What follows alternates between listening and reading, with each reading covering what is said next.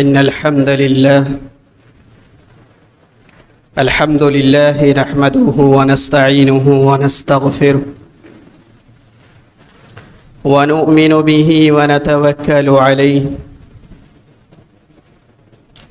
ونعوذ بالله من شرور أنفسنا ومن سيئات أعمالنا من يهده الله فلا مضل له ومن يضلل فلا هادي له وأشهد أن لا إله إلا الله وحده لا شريك له وأشهد أن محمدا عبده ورسوله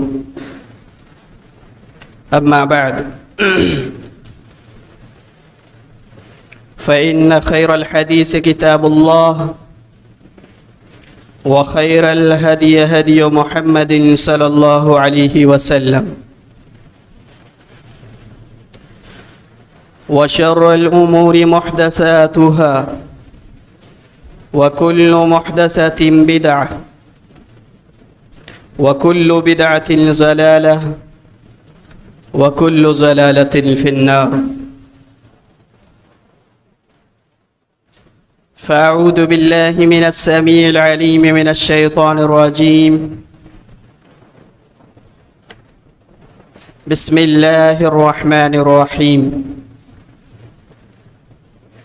يا أيها الناس اتقوا ربكم الذي خلقكم من نفس واحدة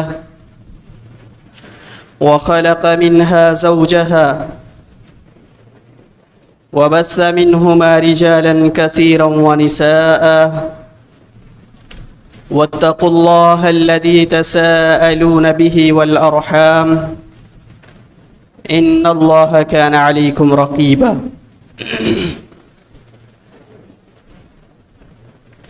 يا أيها الذين آمنوا اتقوا الله حق تقاته ولا تموتن إلا وأنتم مسلمون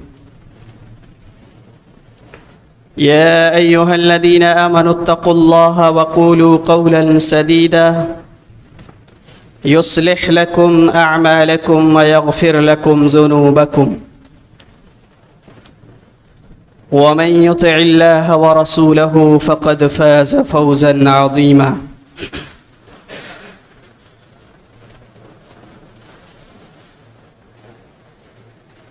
فقد قال الله تبارك وتعالى في القرآن المجيد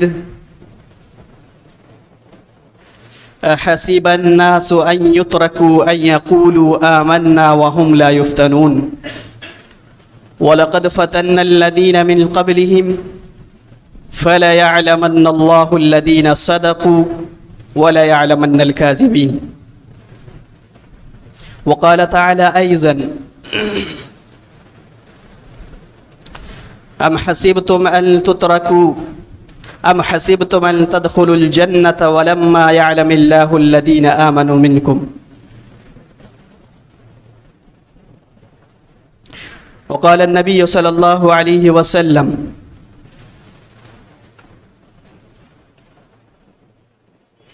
الدنيا سجن للمؤمن وجنة للكافر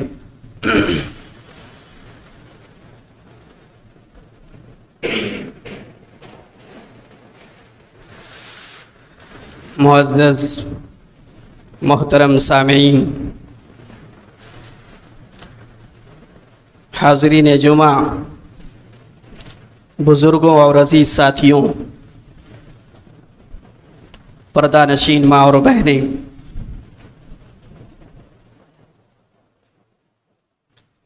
ہر طرح کی بڑائی و کبریائی، تعریف اور توصیف اللہ وحدہ لا شریک، خالق کائنات، مالک ارض و سما،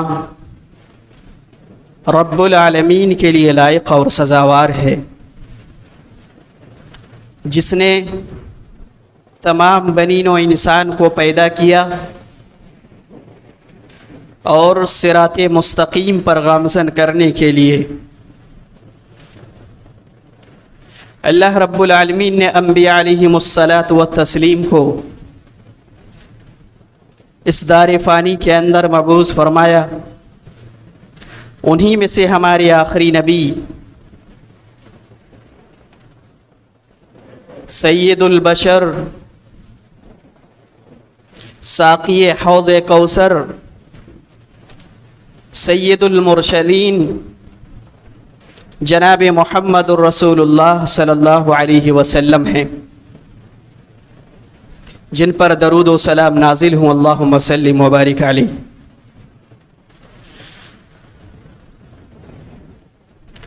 محترم سامعین،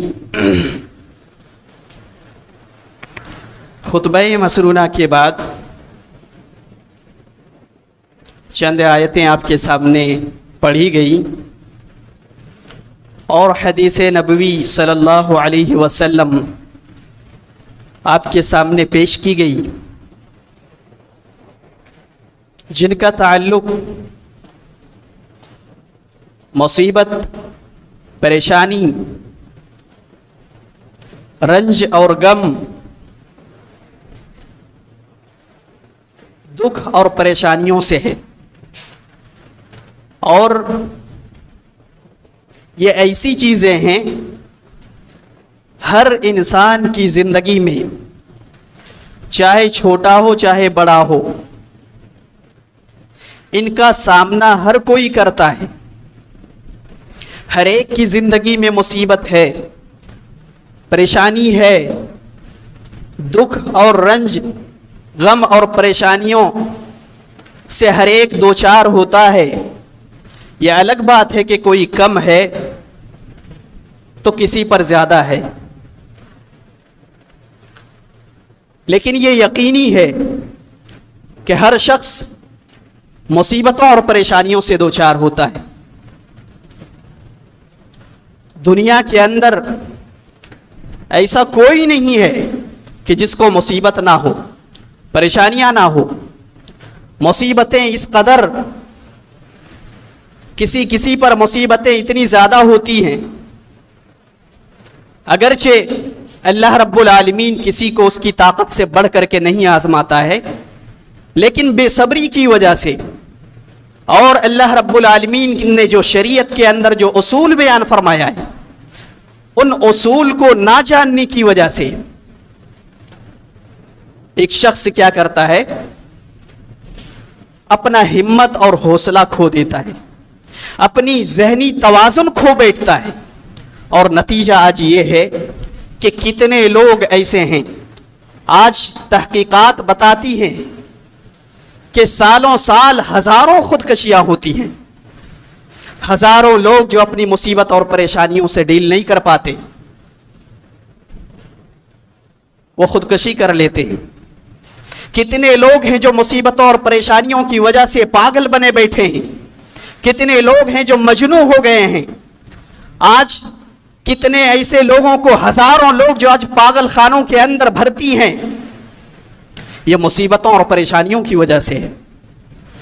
ایک مصیبت ایک شخص کے اندر آتی ہے اور وہی مصیبت ایک دوسرے شخص کے اندر آتی ہے، تو آپ دیکھیں گے کہ دونوں کے اندر الگ الگ جو ہے فرق ہوتا ہے. ایک ہے جو اس مصیبت سے ڈیل کر لے جاتا ہے، اور ایک ہے جو اس مصیبت کو تاب نہ لا کر کے وہ اپنی ذہنی توازن کھو بیٹھتا ہے. کوئی خودکشی کر لیتا ہے تو کوئی پاگل ہو جاتا ہے. میرے بھائیوں، تو مصیبتوں اور پریشانیوں کا آنا یقینی ہے، اور یہ میں نہیں کہہ رہا بلکہ اللہ رب العالمین کا قرآن کہتا ہے. اللہ تبارک و تعالیٰ کا فرمان ہے، وَلَنَبْلُوَنَّكُمْ بِشَيْءٍ مِّنَ الْخَوْفِ وَالْجُوعِ وَنَقْصٍ مِّنَ الْأَمْوَالِ وَالْأَنفُسِ وَالثَّمَرَاتِ وَبَشِّرِ الصَّابِرِينَ. اللہ رب العالمین نے فرمایا کہ اے لوگوں، یاد رکھنا کہ وَلَنَبْلُوَنَّكُمْ، ہم تمہیں آزمائیں گے. اور اللہ نے یہ نہیں کہا کہ صرف آزمائیں گے، اللہ رب العالمین نے تاکید کے ساتھ کہا ہے وَلَنَبْلُوَنَّكُمْ، ہم تمہیں ضرور آزمائیں گے، ضرور بضرور تمہاری زندگی میں آزمائش آئے گی۔ یہ اللہ رب العالمین کا اصول ہے، یہ قانون ہے، ہر ایک کی زندگی میں آزمائش آتی ہے۔ تو زندگی، جب تک زندگی ہے پریشانیاں ہیں، جب تک زندگی ہے مسائل کا سامنا کرنا پڑے گا، جب تک زندگی ہے مصیبتیں اور پریشانیاں رہیں گی۔ اور اگر آپ اس سے چھٹکارا چاہتے ہیں تو یہ زندگی ہی ختم کرنی پڑے گی۔ میرے بھائیوں، تو مصیبت اور پریشانیوں کا آنا یقینی ہے، اور یہ اللہ رب العالمین نے خود قرآن حکیم کے اندر کہہ دیا ہے۔ لیکن مسئلہ یہ ہے کہ مصیبتوں کے وقت ہمارا کردار کیا ہونا چاہیے، ایک مومن کا کیا کردار ہونا چاہیے، مصیبتوں اور پریشانیوں میں شریعت ہمیں کیا سکھاتی ہے اور ہمیں کیا طریقہ اپنانا چاہیے۔ قبل اس کے کہ ہمارا کردار کیا ہونا چاہیے، اس سے پہلے ہمیں یہ جان لینا ضروری ہے کہ آخر یہ مصیبتیں ہم پر آتی کیوں ہیں، آزمائشیں آخر ہمارے اوپر کیوں آتی ہے، اللہ تبارک و تعالی ہمیں آزماتا کیوں ہے، اس کے کیا مقاصد ہیں۔ میرے بھائیو، جب قرآن اور سنت کا مطالعہ کریں گے تو آپ کو پتہ چلے گا کہ اس کے مختلف اسباب اللہ رب العالمین نے قرآن حکیم کے اندر، اللہ کے نبی صلی اللہ علیہ وسلم نے اپنے احادیث کے اندر بیان فرمائی ہیں۔ کئی ایک اسباب ہیں، ان میں ایک بنیادی سبب اور سب سے اہم سبب جو ہے اللہ رب العالمین نے قرآن حکیم کے اندر بیان فرمایا ہے کہ آزمائش لوگوں پر آتی ہے، مصیبتیں اور پریشانیاں لوگوں پر آتی ہے۔ واضح رہے کہ آزمائش جو ہے یہ دو طریقے کا ہوتا ہے، ضروری نہیں کہ صرف مصیبتوں اور پریشانیوں کے ذریعے سے آزمایا جائے، مصیبتوں اور پریشانیوں سے آزمایا جائے یہ ضروری نہیں ہے، بلکہ آزمائش دونوں ہی طریقے سے آزمایا جاتا ہے۔ کبھی اللہ رب العالمین مصیبت اور پریشانیوں کے ذریعے سے آزماتا ہے، اور کبھی اللہ تبارک و تعالی بندوں کو خوشحالی کے اندر مبتلا کر کے، مال کی فراوانی دے کر کے، مال و دولت دے کر کے اللہ رب العالمین آزماتا ہے۔ اور صحابہ کرام بیان فرماتے ہیں کہ اللہ تبارک و تعالی نے جب ہمیں مصیبت اور پریشانیوں کے ذریعے سے آزمایا تو یہ ہمارے لیے بہت ہی آسان تھا، لیکن جب اللہ تبارک و تعالی نے ہمیں خوشحالی کے ذریعے سے آزمایا، جب مال کی فراوانی ہمارے اوپر آ گئی، تو یہ آزمائش ہمارے لیے اس آزمائش کے مقابلے میں کہیں زیادہ سخت ثابت ہوئی۔ تو خوشحالی کے ذریعے سے جو آزمائش ہوتی ہے وہ مصیبت اور پریشانی کی آزمائش سے کہیں زیادہ سخت ہوتی ہے۔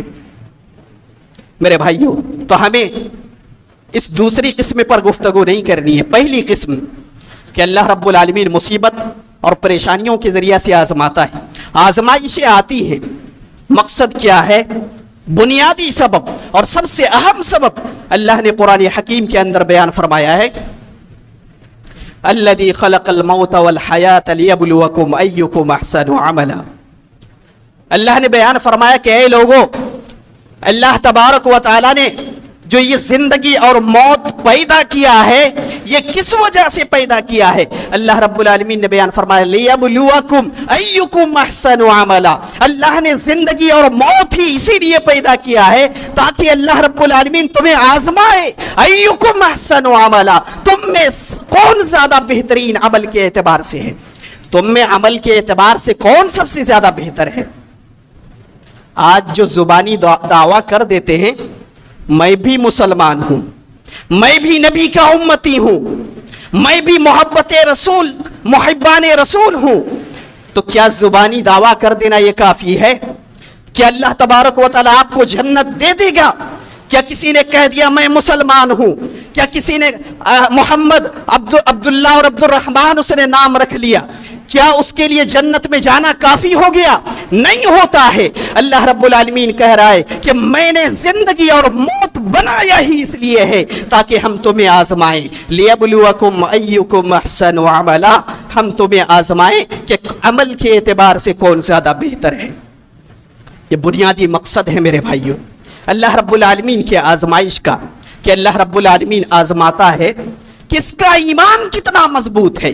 مصیبت ہر ایک شخص کی زندگی میں آتی ہے، پریشانیاں آتی ہے، لیکن جب یہ طوفان چلنے لگے، جب یہ آندھیاں چلتی ہیں تو پتہ چلتا ہے کس کا ایمان کتنا مضبوط ہے، کس کے پایہ استقلال میں لغزش نہیں آتی ہے۔ میرے بھائیوں، یہاں پر دو قسم کے لوگ ہوتے ہیں۔ جب آزمائش آتی ہے، جب آندھیاں چلتی ہیں، جب طوفان چلنے لگتے ہیں، مصیبتوں اور پریشانیوں کی جب آندھیاں چلنے لگتی ہیں، تو یہاں پر ایک قسم کے لوگ وہ ہوتے ہیں جو ان آندھیوں میں اڑ جاتے ہیں، طوفان انہیں اڑا لے جاتی ہے، ان کے پایہ استقلال میں لغزش آ جاتی ہے، وہ ثابت قدم نہیں رہ پاتے، یہ ہلاک اور برباد ہو جاتے ہیں۔ دوسری قسم کے لوگ وہ ہیں جو مومن ہوتے ہیں، جو مومن ہوتے ہیں، جتنی مرضی چاہے آندھیاں چلے، جتنی مرضی چاہے طوفان چلے، یہ اپنے آپ کو کھڑے رکھتے ہیں، یہ صبر و استقامت کا دامن تھامے ہوئے، صبر و استقلال کا دامن تھامے ہوئے ان آندھیوں میں کھڑے رہتے ہیں۔ طوفان چل رہی ہے، آندھیاں چل رہی ہے، بس وہ کھڑے رہتے ہیں اور اپنے ایمان میں یہ سچے ثابت ہوتے ہیں۔ اللہ رب العالمین کے یہاں یہ ثابت کر دیتے ہیں کہ وہ پکے اور سچے ایمان والے ہیں۔ اور یہی ہوا تھا صحابہ کرام کی زندگی میں۔ اب صحابہ کرام کی پوری زندگی اٹھا کر کے دیکھ لیجئے، صحابہ کرام اپنے ایمان میں کتنے مضبوط ثابت ہوئے، اور انہی آزمائشوں سے پتہ چلتا ہے کہ ان کا ایمان کتنا مضبوط تھا۔ وہ صحابہ کرام، ان صحابہ کرام کی زندگیاں اٹھا کر کے دیکھ لیں، کبھی حضرت بلال حبشی کو مکے کی گلیوں میں گھسیٹا جا رہا ہے، کبھی حضرت خباب رضی اللہ تعالیٰ عنہ کو آگ کے انگاروں پر لٹایا جا رہا ہے، کبھی عمار بن یاسر کو کوڑے لگائے جا رہے ہیں، کبھی آل یاسر کو، ان کے پورے آل یاسر کو کوڑے دن رات لگائے جا رہے ہیں، کبھی حضرت خبیب رضی اللہ تعالیٰ عنہ کو سولی پر چڑھایا جا رہا ہے۔ یہ پریشانیاں ہیں، یہ مصیبتیں ہیں، صحابہ کرام پر ظلم و ستم کے پہاڑ توڑے جا رہے ہیں، لیکن قربان جاؤ ان صحابہ کرام پر کہ آندھیاں چل رہی ہیں، طوفان چل رہے ہیں، لیکن صحابہ کرام کے قدموں میں کبھی لغزش نہیں آیا، ان کے پایہ استقلال میں کبھی لغزش نہیں آئی۔ آندھیاں چل رہی ہیں، صحابہ کرام ڈٹے ہوئے ہیں، طوفان چل رہے ہیں، صحابہ کرام ڈٹے ہوئے ہیں، کبھی اپنے ایمان سے انہوں نے پیچھے نہیں ہٹا، کبھی ان کے پایہ استقلال میں لغزش نہیں آئی۔ میرے بھائیوں، ہزاروں واقعات صحابہ کرام کے بھرے پڑے، صرف ایک واقعہ جو میں آپ کے سامنے بیان کرنا چاہتا ہوں، آپ سمجھ سکتے ہیں کہ صحابہ کرام مصیبت کے وقت ان کا کردار کیا ہوا کرتا تھا۔ جب ان پر آزمائش آتی تھی تو وہ اپنے ایمان میں کس قدر مضبوطی کے ساتھ ڈٹے رہتے تھے۔ میرے بھائیوں، صحیح بخاری کتاب المغازی کے اندر، صحیح مسلم کتاب التوبہ کے اندر یہ حدیث مروی ہے، حضرت کعب بن مالک رضی اللہ تعالیٰ عنہ بڑے مشہور صحابی ہیں، آپ سب نے ان کا واقعہ سنا ہوگا۔ غزوہ تبوک کے موقع پر اللہ کے نبی صلی اللہ علیہ وسلم نے تمام صحابہ کرام کو جنگ کے لیے نکلنے کا اعلان کر دیا تھا۔ حضرت کعب بن مالک رضی اللہ تعالیٰ عنہ بھی، انہوں نے بھی ارادہ کر لیا کہ جنگ کے لیے نکلنا ہے، لیکن ان کے پاس تیز سواری تھی، تیز رفتار سواری تھی، لہٰذا ان کے اندر کچھ سستی اور کاہلی آ گئی، کہا کل نکلوں گا۔ قافلے جب پیدل جا رہے، میرے پاس تو تیز سواری موجود ہے، تو میں کسی بھی وقت نکل کر کے میں ان کا پیچھا کر کے میں قافلے تک جا کے مل سکتا ہوں۔ حضرت کعب بن مالک رضی اللہ تعالیٰ عنہ یوں ہی سوچتے رہ گئے، دوسرا دن گزر گیا، تیسرا دن گزر گیا، حضرت کعب بن مالک رضی اللہ تعالیٰ عنہ تھوڑی سستی اور کاہلی کی وجہ سے یوں ہوا کہ پورے دن گزر گئے، غزوات کے وقت ختم ہو گیا، اللہ کے نبی صلی اللہ علیہ وسلم کا وہاں سے کوچ کرنے کا بھی وقت آ گیا۔ اللہ کے نبی صلی اللہ علیہ وسلم کو پتہ چل گیا تھا کہ کعب بن مالک غزوے کے اندر شریک نہیں ہوئی ہے، اور یہ نبی کا فرمان تھا۔ اللہ کے نبی صلی اللہ علیہ وسلم نے یہ اعلان کر دیا تھا کہ تمام صحابہ کرام کو اس جنگ کے اندر شریک ہونا ہے۔ ادھر ایک صحابی رسول ہے حضرت کعب بن مالک، جو اس جنگ سے پیچھے رہ گئے اور سبب کچھ بھی نہیں تھا۔ اب جب اللہ کے نبی صلی اللہ علیہ وسلم کے کوچ کرنے کا وقت آیا، انہیں بے شمار پریشانیاں، بے شمار ذہنی اذیتیں ان کے اوپر آنے لگی، बेशुमार वसवसे आने लगे कि अब ना जाने मैं अपने नबी सल्लल्लाहु अलैहि वसल्लम को क्या जवाब दूंगा। अल्लाह के नबी सल्लल्लाहु अलैहि वसल्लम वापस आएंगे, मुझसे पूछेंगे ऐ काब तुम क्यों पीछे रह गए थे? जब मैंने कहा कि तुम्हें जंग के अंदर शरीक होना है तो तुम क्यों पीछे रह गए? अपने नबी की नाफरमानी तुमने क्यों की? ये सहाबाए किराम जो है रंज और अलम से इनका कलीजा फटा जा रहा था कि न जाने मैं अपने नबी को क्या जवाब दूंगा। अल्लाह के नबी सल्लल्लाहु अलैहि वसल्लम वापस भी आ गए। ये तरह तरह के इनके ज़हन दिमाग पर हीले और बहाने आने लगे। ये सोचने लगे कि मैं अल्लाह के नबी सल्लल्लाहु अलैहि वसल्लम से झूठे हीले बहाने बना करके मैं इससे छुटकारा पा जाऊं। फिर सोचने लगे अगर आज मैं अल्लाह के नबी सल्लल्लाहु अलैहि वसल्लम से झूठे हीले बहाने बना करके अगर आज कहने लगे कि ऐ काब अगर आज तो कामयाब हो गया, कल क़यामत के दिन तो नहीं बच सकता। या कम अज़ कम अल्लाह तबारक व तआला अपने नबी को तेरे झूठे मकरो फ़रेब का अल्लाह रब्बुल आलमीन तेरे नबी को खबर दे देगा। अल्लाह के नबी सल्लल्लाहु अलैहि वसल्लम वापस आए। मुनाफिकीन जो बहुत सारे पीछे रह गए थे बारी बारी करके अल्लाह के नबी सल्लल्लाहु अलैहि वसल्लम के पास आए, झूठे हीले बहाने बनाने लगे। अल्लाह के नबी सल्लल्लाहु अलैहि वसल्लम तो आलिमुल गैब नहीं थे। अल्लाह के नबी सल्लल्लाहु अलैहि वसल्लम हर एक को दुआएं देते जाते, अल्लाह तुम्हारी खताओं को माफ फरमाए, तुम्हारी लग़्ज़िशों को माफ फरमाए। सब के सब आए, झूठे हीले बहाने करके चले गए। काब बिन मालिक रज़ी अल्लाह तआला अन्हु की बारी आई। ये तो वो अजीम सहाबी थे, नबी अकरम सल्लल्लाहु अलैहि वसल्लम के मोहब्बत में मखमूर थे, लेकिन जरा सुस्ती हो गई, जरा काहिली हो गई। इसका मतलब ये नहीं कि हजरत काब बिन मालिक भी मुनाफिकीन की तरह आए और झूठे हीले बहाने करके चले जाएं। हजरत काब बिन मालिक रजी अल्लाह तआला अन्हु आए। अल्लाह के नबी सल्लल्लाहु अलैहि वसल्लम ने पूछा काब क्या वजह है, क्यों पीछे रह गए थे? कहने लगे अल्लाह के रसूल आज मैं आपके सामने हाजिर हुआ हूँ। अल्लाह के नबी मैं कोई हीला और बहाना लेकर के नहीं आया हूँ, कोई झूठे हीले बहाने लेकर के आपके पास मौजूद नहीं हुआ हूँ। अल्लाह के नबी सल्लल्लाहु अलैहि वसल्लम ने कहा फिर क्या वजह है? कहा अल्लाह के रसूल वजह सिर्फ इतना ही है कि थोड़ी सुस्ती और काहिली की वजह से मैं काफिले से पीछे रह गया और यूं हुआ कि मैं सुस्ती करते करते सारे दिन गुजर गए और मैं जंग के अंदर शरीक ना हो सका। अल्लाह के नबी सल्लल्लाहु अलैहि वसल्लम ने चेहरा उनसे फेर लिया, कहा ऐ काब जाओ, अब तुम्हारा मामला उस वक्त तक मुअल्लक है जब तक अल्लाह तबारक व तआला तुम्हारे मामले में कोई हुक्म नाजिल ना फरमा दे। तुम्हारा मामला जब तक अल्लाह तबारक व तआला हल ना कर दे तुम मेरे पास से चले जाओ। अल्लाह के नबी सल्लल्लाहु अलैहि वसल्लम ने ऐलान कर दिया, सहाबाए किराम ने ऐलान कर दिया, कहा काब बिन मालिक से कोई बात नहीं करेगा। अल्लाह के नबी सल्लल्लाहु अलैहि वसल्लम ने सहाबाए किराम को बात करने से मना कर दिया। और सहाबाए किराम तो दूर, खुद जनाब मोहम्मद रसूलुल्लाह सल्लल्लाहु अलैहि वसल्लम भी उनसे कलाम करना छोड़ दिया। उनसे अल्लाह के नबी सल्लल्लाहु अलैहि वसल्लम ने भी उनसे अपना ताल्लुक ख़त्म कर दिया।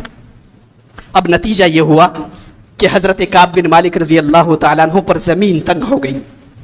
सहाबाए किराम बात करने से गुरेज करने लगे, जिनको भी सलाम करते ये जवाब तक नहीं देते थे। खुद जनाब मोहम्मद रसूलुल्लाह सल्लल्लाहु अलैहि वसल्लम को जब ये सलाम कहते थे तो ये बगौर अल्लाह के नबी सल्लल्लाहु अलैहि वसल्लम के चेहरे की तरफ देखा करते थे कि कहीं अल्लाह के नबी सल्लल्लाहु अलैहि वसल्लम के होंठ हिलते या नहीं हैं, कहीं मेरे सलाम का जवाब अल्लाह के नबी सल्लल्लाहु अलैहि वसल्लम देते हैं या नहीं देते हैं। अल्लाह के नबी सल्लल्लाहु अलैहि वसल्लम की तरफ वो बगौर देखा करते थे। सहाबाए किराम में से कोई उनसे बात तक नहीं किया करते थे। 40 दिन का वक्फा ऐसे गुजर गया।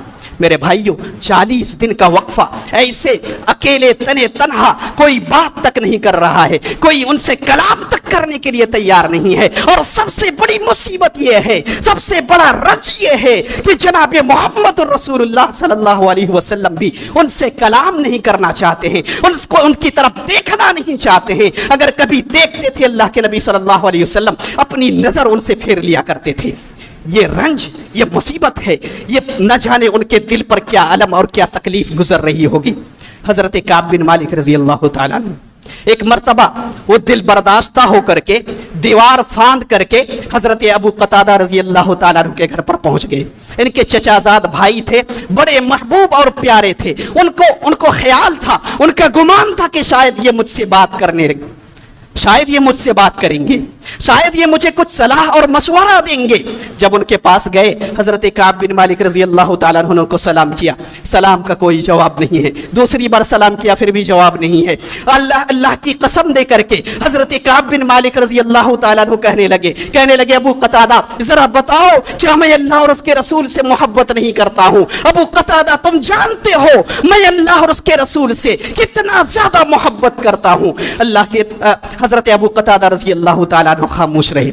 दूसरी मर्तबा हजरत काब बिन मालिक रजी अल्लाह ताला अन्हु ने कहा, फिर खामोश रहे। तीसरी मर्तबा खामोश रहे। जब बार बार इसरार करने लगे तो हजरत अबू कतादा रजी अल्लाह ताला अन्हु ने सिर्फ इतना जवाब दिया, कहा अल्लाह व रसूलुहु आलम, कहा कि काब बिन मालिक मुझे पता नहीं, अल्लाह और उसके रसूल ज्यादा बेहतर जानते हैं। हजरत काब बिन मालिक रजी अल्लाह ताला अन्हु ने जब जवाब सुना ज़ारो कतार रोने लगे, उनकी आंखों से आंसू जारी हो गया कि अल्लाह और उसके रसूल से मैं मोहब्बत करता हूं या नहीं। अल्लाह और उसके रसूल से मेरी मोहब्बत पर आज शक व शुबहा पड़ गया है।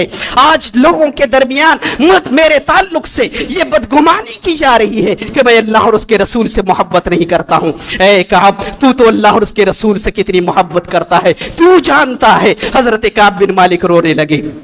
इधर हजरत काब बिन मालिक रजी अल्लाह ताला अन्हु निकल करके बाजार की तरफ गए। देखा कि एक और बड़ी आजमाइश उनकी तरफ, देखा कि एक शख्स है जो हजरत काब बिन मालिक रजी अल्लाह ताला अन्हु का पता पूछ रहा है, लोगों से पूछ रहा है कि काब बिन मालिक कौन है। लोग उनकी तरफ इशारा कर रहे हैं। हजरत काब बिन मालिक जब उनके पास गए तो उन्होंने एक खत दिया। उस खत को जब खोल करके हजरत काब बिन मालिक रजी अल्लाह ताला अन्हु ने देखा तो वो खत कोई किसी शख्स की तरफ से नहीं था, वो खत गस्सान के बादशाह की तरफ से उनके पास मौसूल हुआ था। जब खत को खोला तो खोल करके देखा हजरत काब बिन मालिक रजी अल्लाह ताला अन्हु ने उस खत के अंदर लिखा हुआ था, गस्सान के बादशाह ने लिखा था कि ऐ काब हमें पता चला है कि तुम्हारे साथी ने तुम्हें बायकाट कर दिया है, तुम्हारे साथी तुमसे बात तक करने को तैयार नहीं है, तुम्हारी जमीन तुम पर तंग कर दी गई है।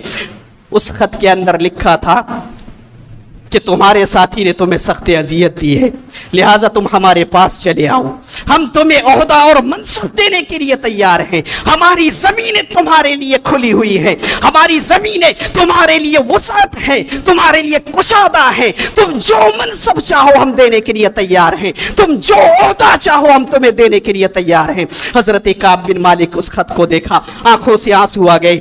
एक इतनी बड़ी आजमाइश इधर पड़ी हुई है, इधर इतनी बड़ी आजमाइश फिर आ रही है। हजरत काब बिन मालिक रजी अल्लाह ताला अन्हु ने खत को लिया, अपने हाथों में लेकर के उसे फाड़ करके तन्नूर जो सामने जल रहा था उसे चूल्हे में जला दिया। ये काब बिन मालिक थे। अभी 40 रात जो है गुजर चुकी थी।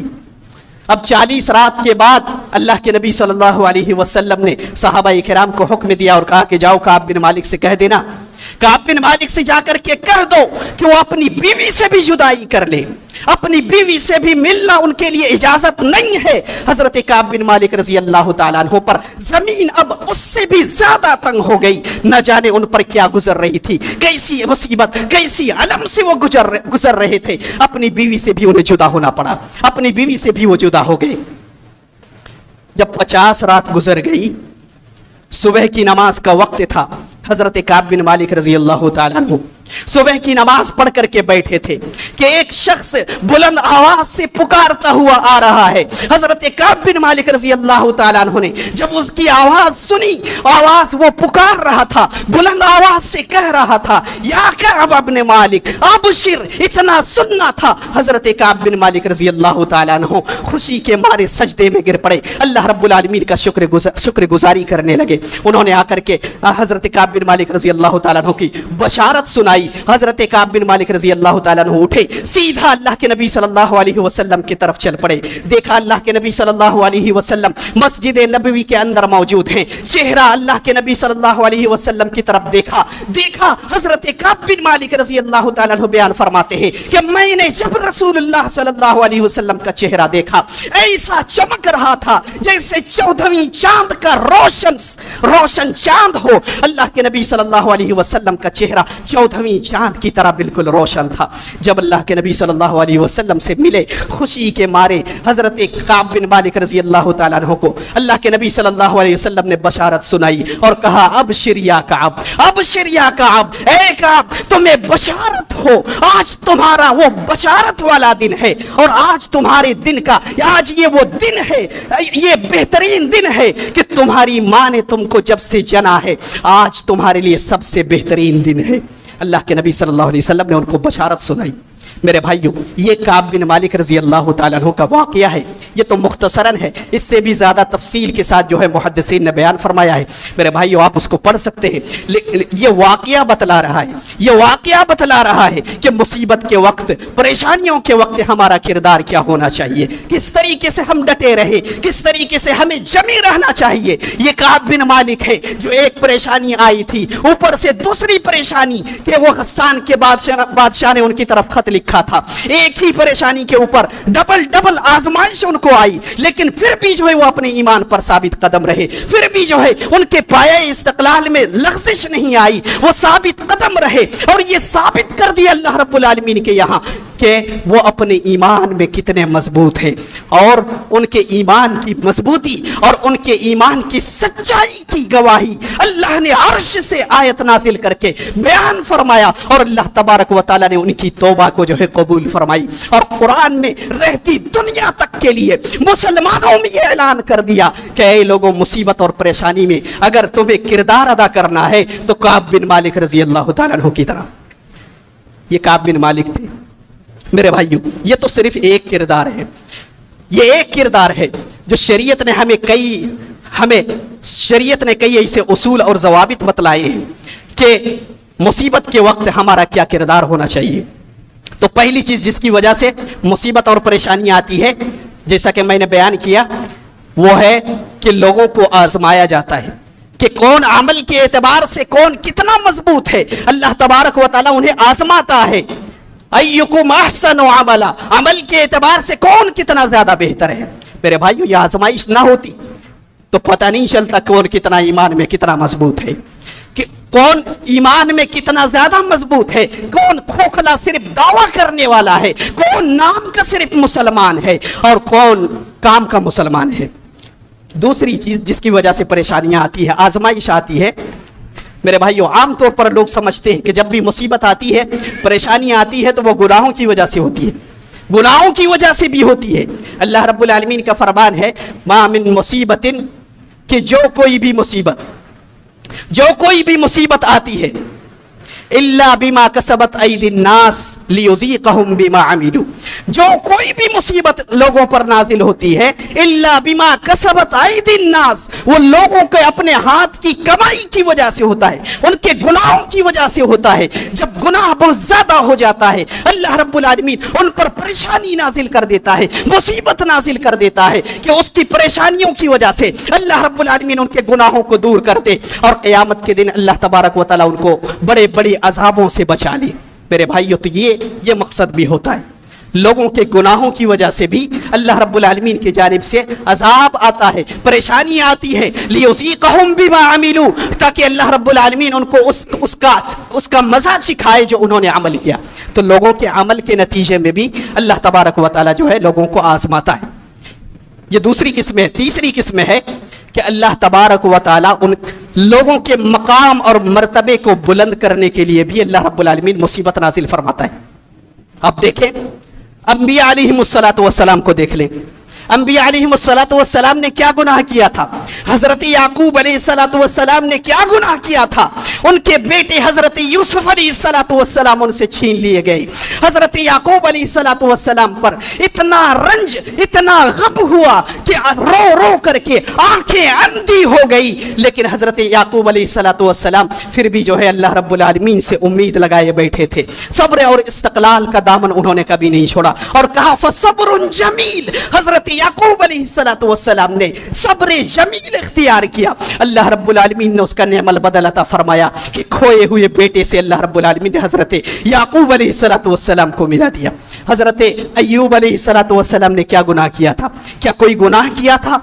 حضرت ایوب علیہ السلام 18 سال تک بیماری کے اندر مبتلا رہے، سب جدا ہو گئے، گھر والوں نے چھوڑ دیا، بستی والوں نے چھوڑ دیا، ہر ایک کر کے سارے رشتہ داروں نے بھی چھوڑ دیا۔ حضرت ایوب علیہ السلام 18 سال تک بیماریوں کے اندر مبتلا رہے۔ صحابہ کرام کو دیکھ لیں، اتنی ساری مصیبتیں آئیں، اتنی اذیتیں آئی۔ حضرت عثمان رضی اللہ تعالیٰ عنہ کو قید و بند کی صعوبتوں میں رکھا گیا، 40 دن تک جو ہے بھوکے پیاسے انہیں تڑپایا گیا۔ حضرت حسین رضی اللہ تعالیٰ عنہ کو بے دردی کے ساتھ قتل کیا گیا، بھوکے پیاسے، پانی تک پینے نہیں دیا گیا، اپنے اولاد کے سامنے، اپنے گھر والوں کے سامنے، ان کی آنکھوں کے سامنے انہیں ذبح کیا گیا، تڑپا کر کے پیاسے انہیں شہید کیا گیا، قتل کیا گیا۔ کہ حضرت حسین رضی اللہ تعالیٰ عنہ نے کوئی گناہ کیا تھا؟ میرے بھائیو، یہ مومنوں پر اللہ تبارک و تعالیٰ آزمائش ڈالتا ہے، ان کے مقام کو بلند کرنے کے لیے، ان کے مرتبے کو بلند کرنے کے لیے۔ میرے بھائیو، حضرت عمران بن حسین رضی اللہ تعالیٰ عنہ یہ بڑے معزز صحابی تھے، یہ اتنے معزز صحابی تھے، اتنے بزرگ تھے کہ اللہ کے نبی صلی اللہ علیہ وسلم کے گزر جانے کے بعد فرشتے انہیں سلام کیا کرتے تھے، یہ فرشتوں کے جواب، یہ فرشتوں کے سلام کو بھی سنا کرتے تھے۔